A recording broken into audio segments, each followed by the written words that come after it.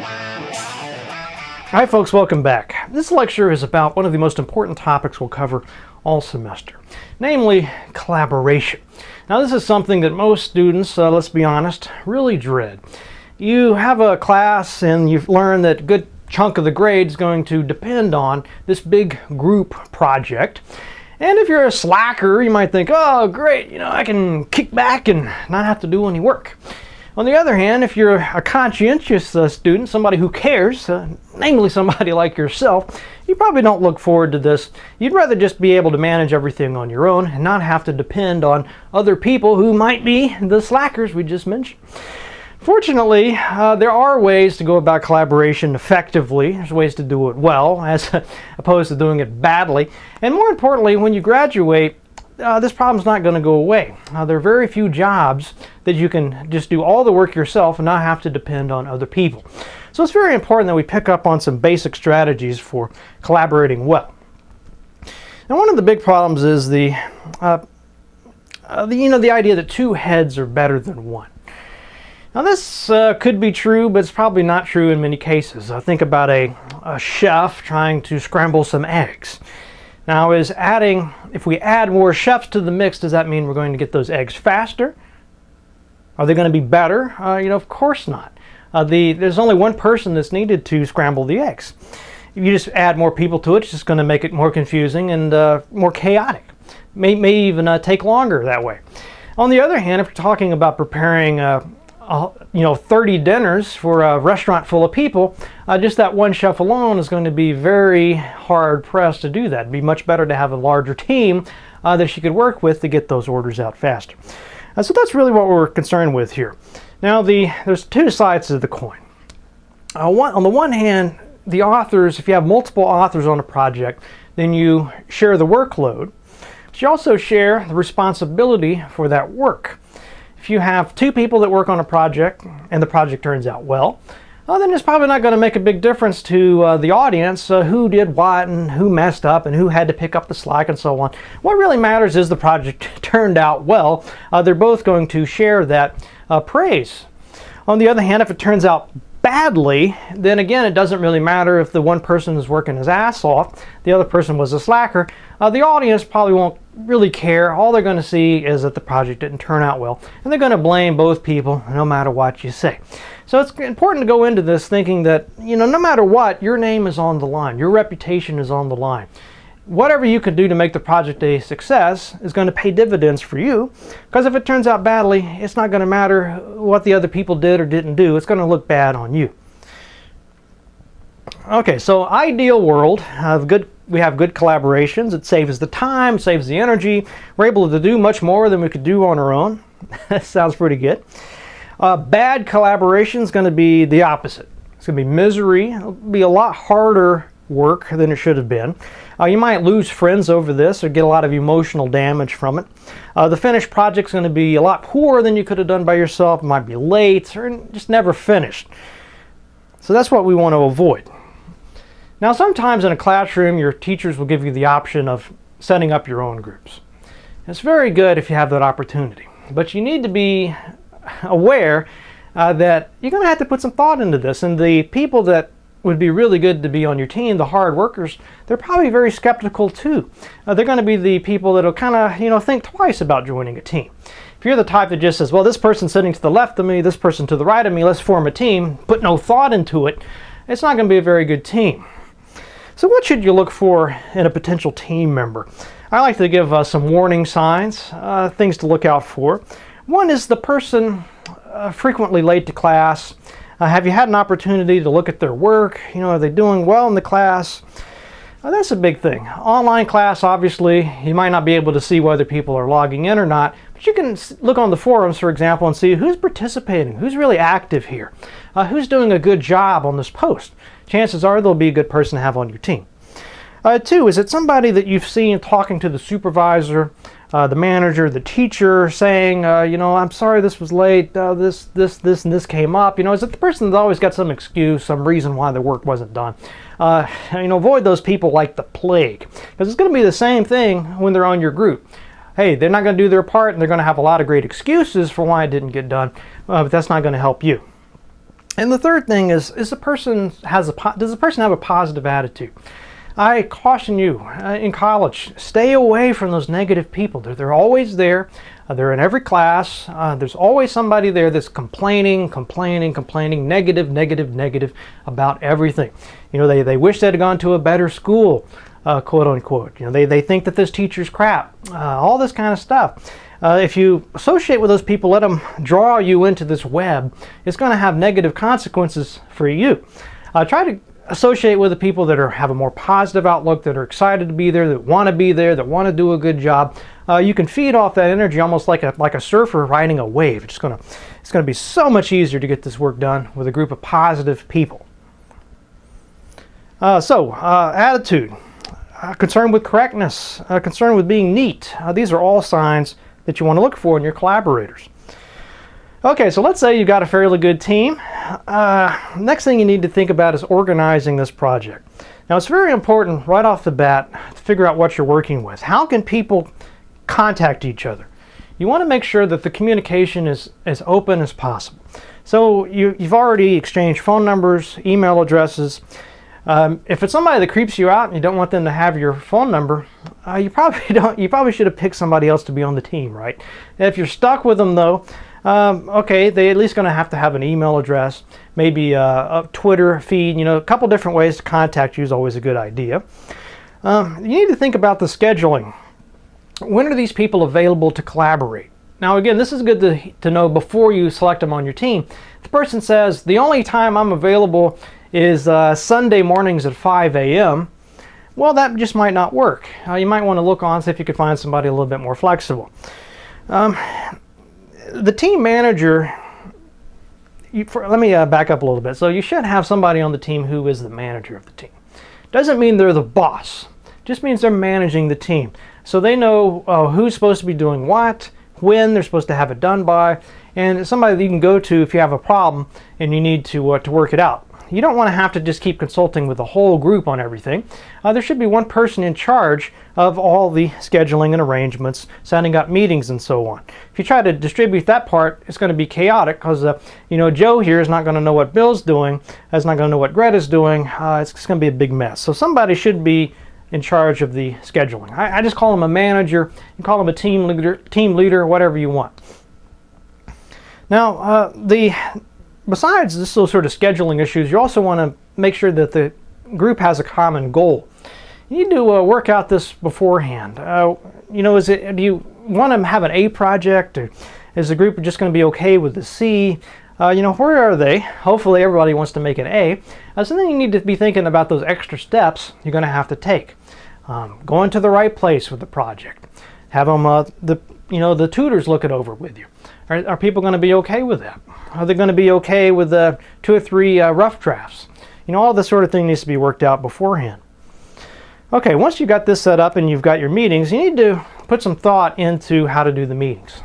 Online class, you could just do everything online. You could agree to meet up in one of these collaboration spaces on Canvas. You could agree to meet up on a chat site. There's lots of those available. Skype is another option. Could do a conference call, just throwing out some ideas here. Or you could actually set up a meeting where you're meeting on campus somewhere at a certain time. Now, it's very important that you don't just say, let's meet and we'll figure out what to do from there. A bad idea. You always want to have a plan for your meeting. That's called the agenda. And an agenda is there's a reason why businesses always have these agendas. This is because it keeps the meeting flowing, helps you reach the goals of the meeting. So that's really an agenda. There's different kinds of agendas. Most of them just are a list of things that you need to get done at the meeting. But you can be more elaborate. Who's going to be responsible for each item on the agenda. Also, just practicality. Should you bring anything to the meeting? It's nice to know. You don't want to just Joe knows that he's supposed to bring a couple ideas for the paper, but Greta doesn't know that, so she shows up with nothing. It doesn't work very well. So this is important to have on the agenda. What are you supposed to bring? Of course, where is it going to be, and so on. The agenda should have some kind of title, sort of a theme for the meeting. Time and place, obviously. And then whatever these bullet points you're putting down, try to make them reasonable. don't put things on the agenda that you know you're not going to be able to get done, that are too big. Try to divide up the task of doing the paper in smaller chunks. So for example, maybe the first meeting could just be to discuss at least 3 different ideas for the paper and then select a topic. You could probably get that done in a single meeting. Also, another nice thing about the agenda is, when the group starts to get off track, and you can always refer back and say, okay, we've got 30 minutes left in this meeting and we are only on step 2, so we need to move back. And the agenda gives you some way to kind of keep the group moving. All right, so while you're in the meeting, you also have someone keeping minutes. These are basically just a report of things that get done at the meeting. So you could write, you discuss the topics, and then you decided that you're going to go with the first one. The reason that you have this is that you can email it to the group after the meeting. Also, it helps people to remember. There might be some disagreement later on. Well, I thought we went with the second topic. Well, you got the minutes there. Everyone approved of the minutes. Nobody said anything about it. So again, it's kind of a way to cover yourself, cover your butt, so to speak. So if there's problems later on down the road, you have some stuff you can fall back on and show, at what point things started to break down. Now, this brings us to the bigger problem of bottlenecking. And this is what happens when you have a group of people and you've got a project that you're working on, but you haven't really signed up or assigned good tasks. You don't have very good task management. So what's going to happen is one person in the group is going to be responsible for something, and if he doesn't come through with it, then everybody else in the group is going to be stuck, just sitting there twiddling their thumbs instead of working on something. This happens a lot in in the real world, of course. Jobs, if you're building cars and you've got just that one company that's responsible for providing the tires for the car, let's say, you only got one company doing that, and that company doesn't deliver, then you got the whole factory breaks down, right? Because you've got no tires. Kind of a stupid way to do business. Same thing with a writing project. If you've got one person responsible for, let's say, doing the research, person doesn't do the research, you're screwed. It doesn't make sense to set tasks up that way. So instead of just saying, Greta, you're responsible for all the research. Stupid. Instead say, Greta, you're responsible for doing one article for the paper. Joe here, you're supposed to do another article for the paper. I'll find another article. That way, if Greta doesn't come through, okay, you're one article short, but it's not a catastrophe, and you've got those 2 other ones to work with. It's even smarter if you have people do more than the minimum. So she does 3, he does 3, and I do 3. Then we've got 9. We only need 6, let's say. Then it doesn't really matter if somebody doesn't come through or they miss a few things. You got a little leeway to work with. That's smart to have a little play there. So if worst comes to worst, you can just move on. Teamwork is really all about this, divvying up the responsibilities, making sure everyone's okay with these way you've split things up. Nobody feels like they've got too much to do. No one person has too great of a responsibility, but if you really do this well, then you're able to take a big task, split it up into lots of little tasks that everyone can handle easily, effectively, and really that's the key to leadership. And believe me, if you're really good at this sort of thing, if you develop this skill well, there's a name for you. Millionaire. Something that's going to make the big difference in any company is someone who can just come in and really establish some leadership. Okay, some other things to think about as a leader, but also as someone else on the team. If you're not the team manager, try to keep the ego in check. Don't keep bucking the manager. It's very easy to point out somebody else's flaws, and that can drag the whole team down. So try to be positive at all times. If you disagree with something, if it's something that you think is going to have a real impact on the project, okay, speak out about it. But, if it's clear that the rest of the group's ready to move on, you need to move on as well. Okay, so a couple other things. One is, if you have a problem and it's going to affect the group, you need to be comfortable coming to the rest of the group or the manager and explaining what the problem is and what can be done. Don't just hide it, keep it secret, and then just do the disappearing act at the end where nobody knows where you are or where your project is. You don't want to do that. So part of this is the leadership responsibility to make people comfortable. It's okay if you have a problem, come to me with it. But it's also your responsibility. Communicate. 2 is always show gratitude for what people do. Don't feel like, well, that was their job, they did it, they don't need to be thanked for it. really try to make everyone feel welcome, like their work is valuable. If you say, thank you, you did a great job on this, that's going to be helpful. If they do crappy work, then obviously you want to make it clear that they messed up, they didn't do what they didn't live up to your expectations. But don't make it personal. Just say, this is we asked for 3 sources, you only came through with 1. Why did you only come through with 1? Maybe we can figure out what went wrong, help you so that it doesn't happen again. That's going to be effective in the long run. It's just clear, honest communication at all times. Now, the responsibility for this will always fall on you. Doesn't always tell students, doesn't matter. Don't assume that the group's going to be a good group. Don't assume they're going to do what they say they're going to do. Always have a backup plan, some way that, if worse comes to worse and nobody else has done anything, you are still able to salvage the project. And what I would do is, if the project is due in a week, say that by the 4th or 5th day, you need to have everything done. If that way, if somebody says, look, I didn't do my part, I'm sorry, I got sick, you still got a couple days left. You could sort of scramble and get it done on your own. I think that's really smart. If you have a group that says they're going to wait till the very last minute to do their part, I would, that is a red flag. This is not going to go well. They're not giving themselves any time in case something happens. It's probably going to be a disaster. So I would try to get out of that group. If you're stuck with it though, just on your own, be thinking of, well, if Joe doesn't come through, I'll still be able to, at the last minute, have this other draft ready and be able to proceed. Don't assume the teacher is going to be saying, well, it's fine, I understand, Joe got sick, so the project was a failure. The teacher's not really, maybe the teacher will be nice about it and say, okay, well, we'll take that into consideration, but probably the teacher's just going to be annoyed, and it's going to look like you didn't really handle things well, that you don't know how to collaborate well, and that's a damaging thing to have happen to you. So always have a backup plan. Now, dealing with the members, I've sort of gotten to this already, and countless times I've done these group projects, and let's say there's a group of 3 girls, and the 2 girls might be good friends, roommates, and they're going to probably have some friction with this 3rd group member. Already, though, as you can probably imagine, if they're good friends and roommates, then it doesn't really matter who this other girl is. She's already kind of an outsider, right? She's not in the room with them. She's going to be left out of a lot of discussions. She doesn't know them. So it's really incumbent on those friends to really make this 3rd person feel welcome, to go that extra mile, to really try to bring her in to the project.